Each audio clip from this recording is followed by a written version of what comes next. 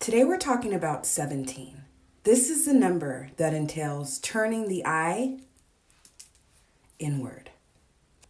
So like we discussed in the 16 video yesterday, we're talking about the aware side of 16. We're talking about someone who is able to take the darkness of the hell realm, the darkness of the realm of 7, and transmute it into a balanced energy that's represented by 8, which is the total of the sequence. Now, there are a couple examples, or there are actually many examples of what 17 energy can mean, so let's get into it.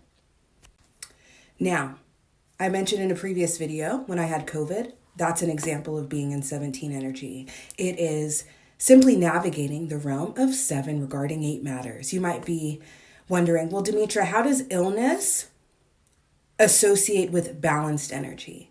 You have to understand something when it comes to my spiritual perspective. My spiritual perspective is associated with and relies heavily on the concept that is reincarnation, the concepts that are karma, the concepts that are karmic cycles, spiritual cycles, right? The endurance, the continuation, the journey that is laid out for the soul. And not only that, the strengthening of, the honing of, the elevation of, and the growth of the spirit. So you don't have to agree with me. But if you are trying to understand my perspective, these are things that cannot be done in one lifetime, you guys. The soul's journey is infinite. So let's keep that in mind. So when we're talking about 17 energy, it can be something as simple as that. So let me jump back to what I said before. So when we're talking about 17 energy as it relates to someone navigating the realm of 7, as it relates to illness, when you talk about illness and cosmic balance, it could be something as simple as, my mom gave me COVID last time, so I gave her COVID this time. And if it doesn't balance out that obviously, it could be the fact that in a previous lifetime, you contributed to her illness. So in this lifetime, it was balanced out. Energies always achieve balance. And if it doesn't make sense to you, pair it with those concepts. And if the universe has blessed you with the awareness of your own spirit's myth, in your personal myth, and understanding that story and that additional resonance that's influencing your life, a lot of times you can pair certain karmic instances like that with that story. That's literally how easy it can be sometimes. But you have to wait for the universe to guide you to that information, right? I talk about this in my book, paying attention to your name meaning, right? Paying attention to your astrology placements, different aspects of your life, right? The people's names in your life, and things of that nature. But more importantly, the MO, how someone's operating. And this is what is very important when we're talking about inner work, shadow work, turning the eye inward, doing the inner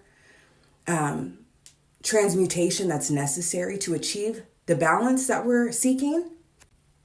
Understanding your MO as it relates to the spirit.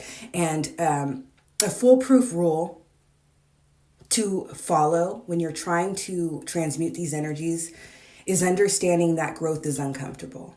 So if you're feeling uncomfortable in the decisions you're making, trying to break cycles, trying to break your own patterns and release your own negative tendencies, it's going to be uncomfortable. So when you're reverting back to those comfort zones and those, the direction the ego's trying to take you in, right, to preserve its comfort, doing the opposite. A lot of time it's opposite action, right? Because what is comfortable to you is your MO. And our MOs are very flawed. And it's overcoming those tendencies that helps the spirit grow and helps the spirit elevate and achieve ultimately the state of utopia that we're all striving for. Another example of 17 energy is someone who is having to face, hone, overcome, battle with their own addictions, their own vices, right? Tendencies that they tend to gravitate towards in the realm of 7, in the hell realm. You know what I mean? Whether it be fraternizing with prostitutes, whether it be using drugs, right, in an impulsive and unhealthy manner, whether it be just your toxic tendencies and the tendency you have to lean towards darkness instead of towards the light, right? These are all aspects that you need to pay attention to. So this is why shadow work is such an important part of the realm of 7. and the energy that is 17, because it is only shadow work and inner work and ego work and inner child awareness and nurturing that you can hone these energies and achieve balance. Because when we're talking about change of this magnitude, first step, awareness. Second step, making a decision to change. Third step, right? Manifesting change is actually doing it.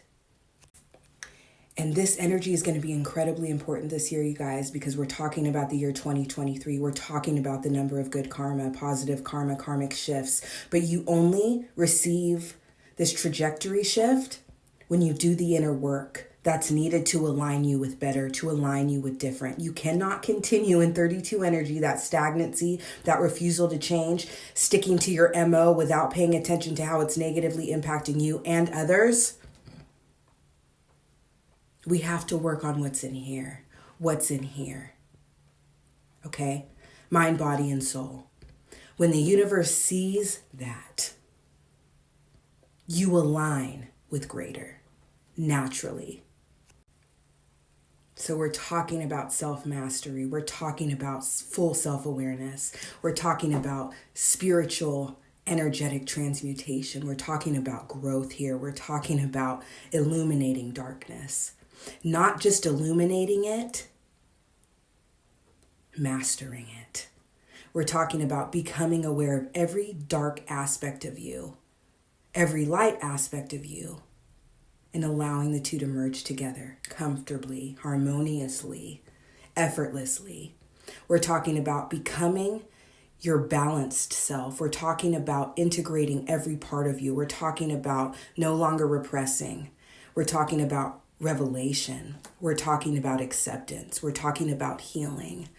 We're talking about truly understanding the dark side of life and the dark side of you. Because essentially, as well, in closing, let's talk about the fact that 14 energy is the beginning of this journey, the beginning of gaining the awareness that's needed to transmute energies. But you don't necessarily have the self-awareness yet or the skill that's needed to do it quite yet.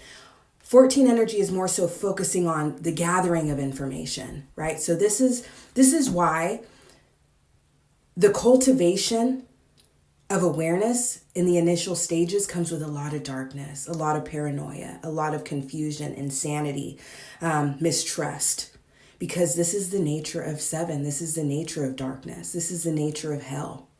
Okay? So you can be religious and talk about how hell only exists after death. No, it exists right now. So 14 is essentially compiling all the awareness that's needed to be transmuted later.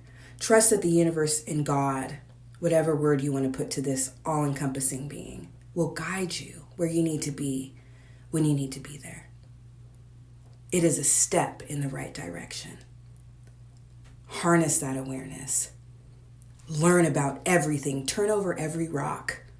And you will eventually get to a place where you no longer fear any of it. Where you actually can step back, step outside of it, and understand it energetically.